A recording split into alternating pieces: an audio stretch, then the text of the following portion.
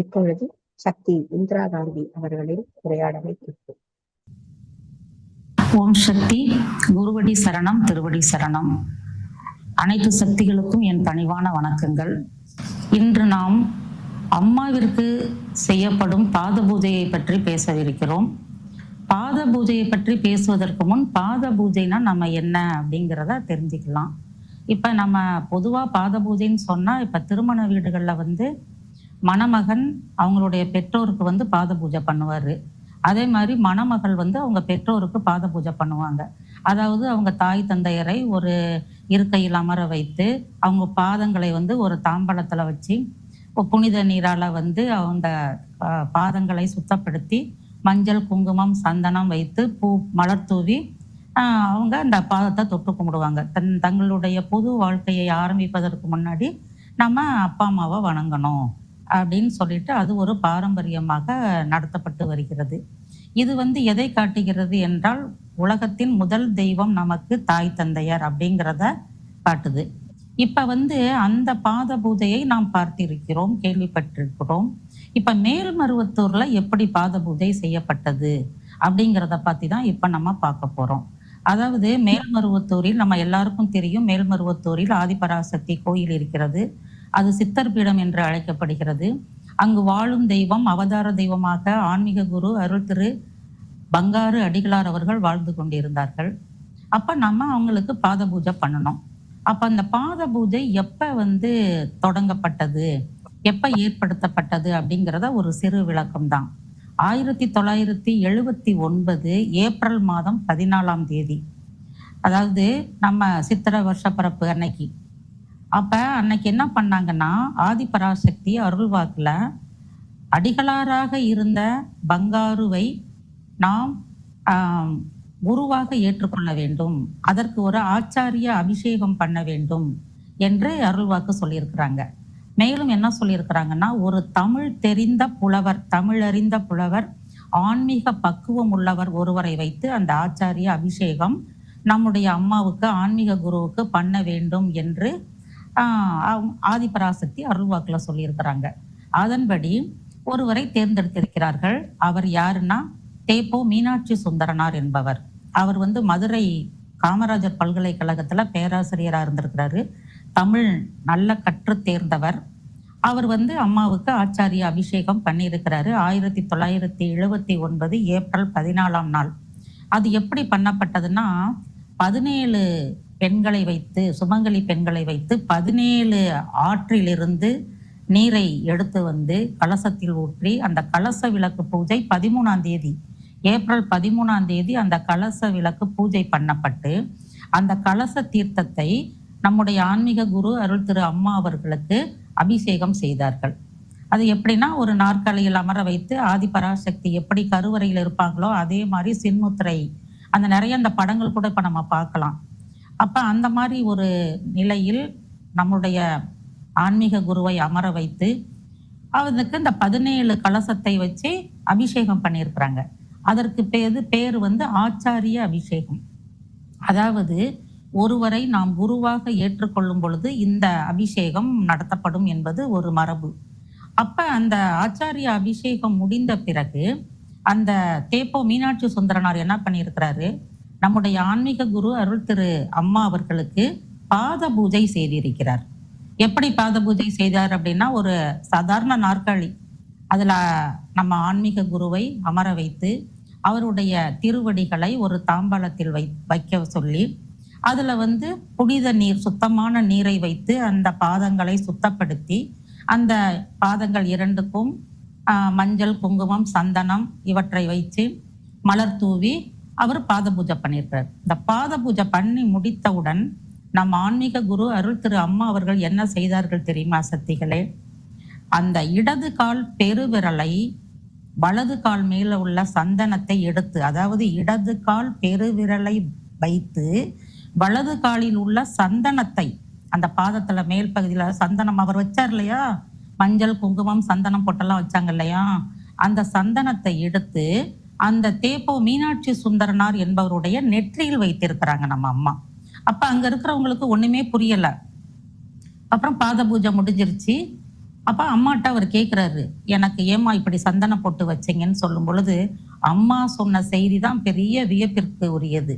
என்ன சொன்னாங்கன்னா, உன்னுடைய உடம்புல ஒரு நோய் இருக்குது. அந்த நோய் உனக்கே தெரியாது.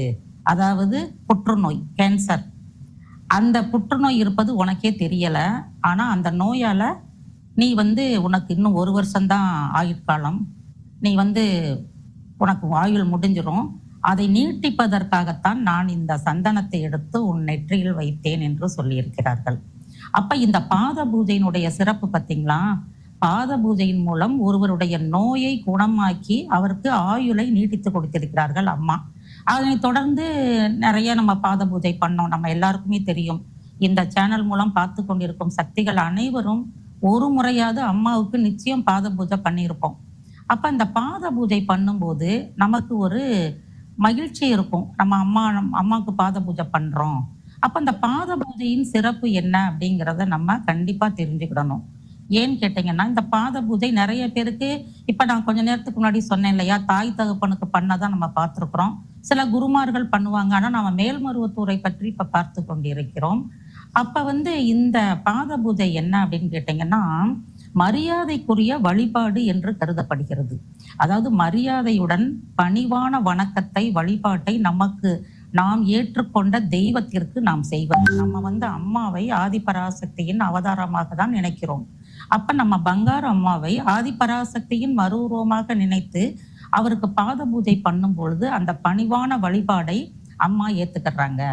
அப்ப அம்மா ஏத்துக்கிற போது இதுல என்ன நடைபெறுகிறது என்றால், இப்ப ஆன்மீக குரு அருள் திரு அம்மா அவர்கள் ஆதிபராசக்தியின் அவதாரம். அப்ப அவங்ககிட்ட தெய்வ சக்தி இருக்கும். அந்த தெய்வ சக்தி முழுவதும் தன்னுடைய பாதத்தின் விரல்கள் நுனிகளின் வழியாக அந்த சக்தியை நம் மீது வெளிப்படுத்துவாங்களாம். அப்ப நம்ம பாத பூஜை பண்ணும் பொழுது நம்ம கேட்டது, அதாவது நிறைய பேர் நம்மளுக்கெல்லாம் தெரியும், பாத பூஜைக்கு போய் திருமண தடை, குழந்தை பாக்கியம் இல்ல, கிடைக்கல, அதெல்லாம் நம்ம கேட்கும் போது அம்மா அதெல்லாம் பண்ணி கொடுக்குறேன் அப்படின்னு பாத பூஜையில நிறைய பேருக்கு சொல்றாங்க. அப்படி வரும் பொழுது இந்த சக்தியை வெளிப்படுத்தும் பொழுது நம்முடைய ஊழ்வினை நீங்குகிறது. அதாவது ஊழ்வினைனா நம்ம செய்த பாவம், நம்ம குடும்பத்திற்கு ஏற்பட்ட சாபம், இதெல்லாம் நீங்கிறதுனா நாம் குருவாக ஏற்றுக்கொண்ட ஒருவரையோ இல்ல ஆதிபராசக்தி தெய்வத்தின் மறு அவதாரத்தையோ நாம் பாத பூஜை பண்ணும் பொழுது இந்த ஊழ்வினை நீங்கும், பாவ விமோச்சனம் கிடைக்கிறது என்று சொல்லப்படுகிறது. அதுக்குத்தான் பாத தரிசனம், பாவ விமோச்சனம் என்று சொல்கிறார்கள். அதாவது நம்ம பாத பூஜை பண்ணும்போது அந்த பாதத்தை தரிசனம் செய்கிறோம். தரிசனம்னா நம்ம கும்பிடுறோம், அந்த பாதங்களை கும்பிடுறோம். அப்படி கும்பிடும் பொழுது நம்மளுக்கு பாவ விமோச்சனம் கிடைக்கிறது. இன்னொன்னு குரு பார்வை கோடி நன்மை. நம்ம பாத பூஜை பண்ணும்போது குருவாக இருக்கக்கூடிய நம் ஆன்மீக குரு அருள் திரு பங்காரம்மா அவர்களுடைய பார்வை நம் மீது படுகிறது. அப்ப நம்மளுக்கு பாவ விமோச்சனம் கிடைக்கிறது, பல நன்மைகள் கிடைக்கிறது. இப்படி நிறைய பாத பூஜை வர்றவங்களுக்கு நிறைய அம்மா நிறைய விஷயங்களை செய்து கொடுத்திருக்கிறாங்க. அதுல நம்ம குறிப்பிட்டு சொல்லணும்னா, இப்ப இப்போ இதை சொல்லும் பொழுது ஒரு அருள்வாக்கு எனக்கு ஞாபகத்திற்கு வருகிறது. உன்னை பற்றி சொல்லு உலகம் என்னை தெரிந்து கொள்ளும் அப்படின்னு அம்மா ஒரு அருள்வாக்கு சொல்லியிருக்கிறாங்க. இந்த பாத பூஜைக்கு நீ வாழ்க்கையில என்ன உனக்கு கிடைச்சிச்சு அப்படிங்கிறத நீ மற்றவங்களுக்கு சொன்னேன்னா அதன் மூலம் என்னுடைய புகழ் உலகெங்கும் பரவும் அப்படிங்கிறது தான் அதனுடைய விளக்கம். அந்த வகையில எனக்கு அம்மா என்னுடைய வாழ்க்கையில் ஒரு அற்புதத்தை நிகழ்த்தினார்கள். அதை நான் உங்களிடம் பகிர்ந்து கொள்ள விரும்புகிறேன். எனக்கு பாத பூஜை நான் கடந்த 35 ஆண்டுகளாக அம்மாவுடைய ஆன்மீக இயக்கத்துல இருக்கிற மேல்மருவத்தோட ஆதிபராசக்தி ஆன்மீக இயக்கத்துல. அப்ப நான் அம்மாவுக்கு அடிக்கடி பாத பூஜை பண்ற வழக்கம் உண்டு. எந்த ஒரு விஷயம்னாலும் அம்மாட்ட பாத பூஜை பண்ணி எனக்கு எது நல்லது அப்படிங்கிறத தெரிஞ்சுக்கிட்டு அம்மாட்ட கேட்போம். அம்மாவும் நல்லா சொல்லுவாங்க. அப்படி ஒரு நிகழ்வை தான் உங்களோட பகிர்ந்துக்கிற விரும்புறேன். 2008 நான் சென்னையில ஒரு கல்லூரியில பேராசிரியரா இருந்தேன். அப்ப என்னுடைய மகன் காரைக்கால் மெடிக்கல் காலேஜ்ல படிக்கிறதுக்காண்டி கிளம்புறாரு. அப்ப நானும் அங்க போக வேண்டிய சூழல். ஆனா அங்க போய் எனக்கு வேலை கிடைக்குமா அப்படிங்கிறது ஒரு சந்தேகம். சரின்னு சொல்லிட்டு காரைக்காலுக்கு போயாச்சு. அது பார்த்தா சென்னை மாதிரி இல்லை, ரொம்ப சின்ன ஊரு. அந்த ஊர்ல ஒரே ஒரு அரசு கலைக்கல்லூரியும் ஒரே ஒரு தனியார் கலைக்கல்லூரி தான் இருக்குது. அப்ப இங்க எப்படி நம்மளுக்கு கிடைக்கும்? நம்மளுடைய சப்ஜெக்ட் தமிழாச்சே, இதுல கிடைக்கிறது ரொம்ப கஷ்டமே அப்படின்னு சொல்லிட்டு நான் யோசிச்சுட்டு இருக்கும்போது, சரி நம்மளுக்கு எந்த ஒரு பிரச்சனைனாலும் நம்ம போய் அம்மா கிட்ட தானே கேட்போம். அம்மா கிட்ட போய் பாத பூஜை பண்ணி கேட்கலாம் அப்படின்னு அம்மா கிட்ட பாத பூஜைக்கு போறேன். அப்ப அருள்குடத்துல போய் அம்மா கிட்ட பாத பூஜை பண்ணும்போது அம்மா வந்து ரொம்ப, நம்ம எல்லாருக்கும் தெரியும் அம்மா யதார்த்தமாக கேட்பார்கள். என்ன விஷயம் அப்படின்னு கேட்குறாங்க. அப்ப அம்மா நான் காரைக்காலுக்கு போகலான்னு இருக்கிறேன், வேலை அங்க கிடைக்கணும், வேலை கிடைக்கணுமா அப்படின்னு கேட்கும்போது, அம்மா உனக்கு வேலை வேணுமா அப்படின்னு கேட்குறாங்க. ஆமாம்மா அப்படின்னு சொன்ன உடனே, அம்மா போய் அப்ளிகேஷன் போடு கிடைக்கும். அம்மா சொன்ன ஒரே வார்த்தை அப்ளிகேஷன் போடு கிடைக்கும் என்றுதான் சொன்னாங்க. சரின்ட்டு நான் வந்துட்டு அரசு கலைக்கல்லூரியில கிடைக்கிறதுக்கு வாய்ப்பு இல்லை. ஏன்னா நான் வந்து தமிழ்நாடு, அப்ப நம்ம பாண்டிச்சேரி கவர்மெண்ட் காரைக்கால், அப்ப கிடைக்காது. அப்ப தனியார் கல்லூரிக்கு ஒரு அப்ளிகேஷன் போட்டுட்டு தற்செயலா வந்து நாளிதழை பிரட்டி பார்க்கும்போது அங்க காரைக்கால்ல வந்து நிறைய ஆசிரியர் பயிற்சி கல்லூரி இருந்தது, கல்லூரிகள் நிறைய. அப்ப எதுக்கும் அதுக்கு போட்டு பார்ப்போமே அப்படின்னு சொல்லிட்டு அதுக்கும் அப்ளிகேஷன் 4-5 கல்லூரிக்கு போட்டேன். அதுல ஒரே ஒரு கல்லூரியில இருந்து எனக்கு நேர்முக தேர்வுக்கு இது கடிதம் வந்தது. அப்ப அங்க போய் நான் இன்டர்வியூ அட்டன் பண்ணா, நான் போய் வேலைக்கு போனது வந்து பேராசிரியர் வேலைக்கு தான் நான் போனேன். ஆனா அங்க எனக்கு கொடுக்கப்பட்ட பதவி வந்து பிரின்சிபால், முதல்வர் அந்த கல்லூரிக்கு. அப்ப பாருங்கள் சக்திகளை, நான் வந்து சாதாரணமா ஒரு இங்க வேலை கிடைக்குமா அப்படிங்கறது தான் அம்மாட்ட பாத பூஜை பண்ணி கேட்டேன். ஆனா அம்மா எனக்கு வந்து பிரின்சிபால் போஸ்டே வாங்கி கொடுத்துட்டாங்க. இது எனக்கு ரொம்ப மகிழ்ச்சி. என்னோட வாழ்க்கையில நிறைய அனுபவங்கள், பாத பூஜை பண்ணி என்னென்ன என்னுடைய வாழ்க்கையில் நடந்துச்சுன்னு சொன்னா இப்ப எனக்கு கொடுக்கப்பட்ட நேரத்துல அதை முடிக்க முடியாது. அதனாலதான் இந்த ஒரே ஒரு செய்தியை மட்டும் உங்களிடம் பகிர்ந்துகிட்டேன். அப்புறம் அம்மா எப்பயுமே ஒண்ணு சொல்லுவாங்க, நான் பெற்ற இன்பம் பெருக இவ்வையகம். நீ இங்க வந்து பாத பூஜை பண்ணி அம்மா உனக்கு என்ன கொடுத்தாங்களோ அதை மற்றவங்களிடம் சொல்லி அவர்களையும் பாத பூஜைக்கு அழைச்சிட்டு வான்னு சொல்லுவாங்க. அந்த மாதிரி நாங்க பிரச்சார பணிக்கு போகும்போது நிறைய பாத பூஜையை பற்றி சொல்லி, இந்த மாதிரி பாத பூஜை என்பது பணிவான வணக்கங்களை செலுத்துவது, அம்மாவுடைய நேரடி பார்வை கிடைக்கும், நம்மளுக்கு பாவங்கள் விலகும், நம்மளுடைய சாபங்கள் நீங்கும் அப்படிங்கறதெல்லாம் நம்ம சொல்லி நிறைய பேருக்கு சொல்லி நிறைய பேரை அழைச்சிட்டு வந்தோம். அப்ப மேல்மருவத்தூர்ல சாதாரணமாக தரிசனம் செய்வதற்காக, நம்ம கருவறை அம்மாவை தரிசனம் செய்வதற்காக வரிசையில வருவாங்க. அப்ப நிறைய பேர் வந்து இங்க தட்டுகள் வைத்துக்கொண்டு நிறைய சக்திகள் உட்கார்ந்துருப்பாங்க ஆன்மீக மண்டபத்துல. அப்ப அவங்க கேட்பாங்க, இது என்ன எல்லாரும் தட்டெல்லாம் வச்சுட்டு உட்கார்ந்துருக்குறாங்க, அதுல பழங்கள்லாம் இருக்குதே.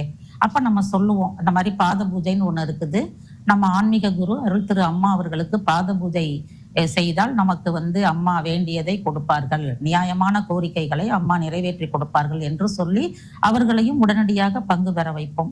இப்படி நிறைய பேருக்கு அந்த செய்தி போயிட்டு இருந்தது. அப்ப ஒரு பொண்ணு ஒரு அமாவாசை அன்னைக்கு நாங்க அங்க போயிட்டு அங்க வேள்வி நடக்கும். நம்ம எல்லாத்துக்கும் தெரியும், மருவத்தூர்ல, மேல்மருவத்தூர்ல அமாவாசை என்று பெரிய வேள்வி நடத்துவாங்க. அதுல நம்ம நவசமத்து குச்சியை நம்ம தலையை சுத்தி போட்டோம்னா நம்மளுடைய பிதுர் சாபம் நீங்கும்னு அம்மா சொல்லி இருக்கிறாங்க. அதனால இந்த அமாவாசை, ஒவ்வொரு அமாவாசைக்கும் நான் காரைக்கால்ல இருந்து மருவத்தூருக்கு போய் அந்த பணியை செஞ்சுட்டு வருவேன். அப்ப தங்கி இருக்கிற இடத்து பேர் பூமாலை, உங்களுக்கு எல்லாம் தெரியும், கோயிலுக்கு பக்கத்துல இருக்குது பூமாலைன்னு ஒரு கட்டிடம். அங்க வந்து ஒரு பெரிய ஹால், மகளிர்லாம் அங்க தங்கிக்கலாம். அப்ப அங்க போய் அன்னைக்கு நைட்டு தங்கும்போது ஒரு பொண்ணு அழுதுகினே இருந்துச்சு. அப்ப அந்த பொண்ணுகிட்ட போய் ஏமா அழற அப்படின்னு சொல்லி கேட்கும்போது அந்த பொண்ணு சொல்றது, அந்த பொண்ணு வந்து ஒரு பெரிய விஷயம் சொல்லுச்சு. எப்படி அப்படின்னா, அந்த பொண்ணு ஜெயங்கொண்டான் அந்த ஊரை சேர்ந்த பொண்ணு, ஒரு சாதாரண குடும்பத்தை சார்ந்த பொண்ணு, MBA படிச்சிருக்கு. அந்த பொண்ணு தன்னுடைய குடும்ப சூழல் காரணமாக வெளிநாட்டு வேலைக்கு அப்ளை பண்ணியிருக்கு. சிங்கப்பூர்ல வேலை கிடைச்சிருச்சு. அப்ப அந்த ஏஜென்ட்டுக்கெல்லாம் பணம் கொடுக்கணும் அப்படிங்கும்போது நிறைய கடன் வாங்கி பணம்லாம் கட்டிட்டு இங்க சென்னையில இருந்து பிளைட் ஏறி சிங்கப்பூர்ல போய் ஏர்போர்ட்ல போய் இறங்கியிருக்கு. இறங்கினோடனே ஏஜென்ட் வந்திருக்கான், இங்கே உட்காருங்கன்னு சொல்லிட்டு போனவன் திருப்பி வரவே இல்லை. மணி கணக்கு போய்கிட்டே இருக்கு. அப்பதான் நான் ஏமாற்றப்பட்டேன் அப்படிங்கறத அந்த பொண்ணு தெரிஞ்சுக்கிட்டு இனி என்ன பண்றதுன்னு தெரியல, சிங்கப்பூர்ல யாரை போய் பாக்குறது. அப்ப அந்த பொண்ணு கையில 1 மாசம் செலவுக்கு வச்சிருந்த காசை வச்சுக்கிட்டு திருப்பி பிளைட் டிக்கெட் எடுத்து சென்னைக்கு வந்துருச்சு. சென்னைக்கு வந்துட்டு வீட்டுக்கு போனா முதல்ல பெற்றோருக்கு பதில் சொல்லணும், கடன்காரவங்களுக்கு பதில் சொல்லணும், என்ன செய்யறதுனே தெரியல. அப்ப அந்த பொண்ணு வந்து அடிக்கடி கேள்விப்படுமா, மெட்ராஸ்க்கு பக்கத்துலதான் மேல்மருவத்தூருங்கிற ஒரு கோயில் இருக்கு, ஆதிபராசக்தி கோயில். அங்க போனா நிறைய கூட்டங்கள் இருக்கும், அந்த சக்தி வாய்ந்த அம்மன் அப்படின்னு சொல்லி கேள்விப்பட்டிருக்கு. சரி நம்ம போய் வேணா மேல்மருவத்தூருக்கு போலான்னு சொல்லிட்டு ஏர்போர்ட்ல இருந்து அந்த பொண்ணு மேல்மருவத்தூருக்கு வந்து இங்க இந்த பூமாலையில தங்கி இருக்கு. பெரிய சூட்கேஸ், பாவம் அந்த பொண்ணு எவ்வளவு ட்ரெஸ் எல்லாம் கஷ்டப்பட்டு வாங்கி வச்சிருந்தது. 2 நாள் தான் இந்த இடத்துல தங்க விடுவாங்க. 48 மணி நேரத்துக்கு பிறகு அங்க தங்குறதுக்கு அனுமதி கிடையாது. அப்ப நான் அடுத்து என்ன பண்ணுவேன் அப்படின்னு அந்த பொண்ணு சொல்லும் பொழுது, அப்ப நான் சொல்றேன், கவலைப்படாதம்மா, நாளைக்கு காலையில 10 மணிக்கு தான் அம்மா, அப்பெல்லாம் வந்து அம்மா டெய்லி பாத பூஜை பண்ணுவாங்க. அப்ப நாளைக்கு காலைல 10 மணிக்கு நீ போய் ஆலயத்துக்கு போய் அதற்குரிய வழிமுறைகள்லாம் நான் சொன்னேன். அம்மாக்கு என்னென்ன வாங்கிட்டு போகணும், நீ போய் பாத பூஜை பண்ணு, அம்மா வந்து உனக்கு ஒரு வழி காட்டுவாங்க. அந்த பொண்ணும் போகுது. முதல்ல அப்பதான் போகுது, கோயிலுக்கு போகுது, அடிகளாரை பார்க்குது. அப்ப பாத பூஜை பண்ண நான் சொல்லி கொடுத்தேன், அம்மான்னு சொல்லுமா, அம்மான்னு சொல்லிட்டு எனக்கு இந்த மாதிரி பிரச்சனை நீ சொல்லுமா அப்படின்னு சொல்லிட்டு நான் காரைக்காலுக்கு கிளம்பிட்டேன். அந்த பொண்ணு போய் பாத பூஜையில போய் அம்மாட்ட சொல்லுது, இந்த மாதிரி நான் ஏமாற்றப்பட்டேம்மா, நான் மறுபடியும் ஊருக்கு போக முடியாது, தற்கொலை தான் பண்ணிக்கிடணும் நான் சொல்லும்போது அம்மா சொன்னாங்களா, நீ ஏன் தற்கொலை பண்ணிக்கிற, நீ வாழ்ந்து இந்த உலகத்துல எவ்வளவோ வாழ வேண்டிய வாழ்ந்து சாதிக்கக்கூடிய செயல்கள்லாம் நீ செய்யணும், அதனால நீ வந்து நான் சொல்றதை கேளுன்னு சொல்லிட்டு அம்மா சொன்னாங்களாம். சென்னையில உனக்கு யாராவது ஃப்ரெண்டு இருக்கிறாங்களான்னு கேட்டாங்களாம். இருக்கிறாமா, ஒரு பொண்ணு இருக்கிறா, அவ ஒரு கம்பெனில வேலை பார்க்கறா, தனி வீடு எடுத்து தங்கியிருக்கா, இப்ப நீ உடனே அங்க போ, அவ தங்கியிருக்கிற இடத்துல தங்கி ஒரு 2-3 கம்பெனில போய் அப்ளிகேஷன் போடு, உனக்கு வேலை கிடைக்கும் அப்படின்னு அம்மா சொன்னாங்களாம். இந்த பொண்ணு அதை அப்புறம் எனக்கு போன்ல சொல்லுச்சு. அந்த பொண்ணு, சரிம்மா அம்மா சொன்னாங்கன்னா நீ அதன்படி செய்யுமா, நீ கிளம்பு அப்படின்னு சொல்லிட்டு அந்த பொண்ணு போய் அந்த ஃப்ரெண்டோட ரூம்ல இருந்துட்டு ஏதோ 2-3 கம்பெனில போய் அப்ளிகேஷன் போடுது. ஏதோ ஒரு கம்பெனில அந்த பொண்ணுக்கு வேலை கிடைச்சிருச்சு. வேலை கிடைச்ச உடனே அப்ப வந்து என்கிட்ட சொல்லுது, அம்மா வேலை கிடைச்சிருச்சு.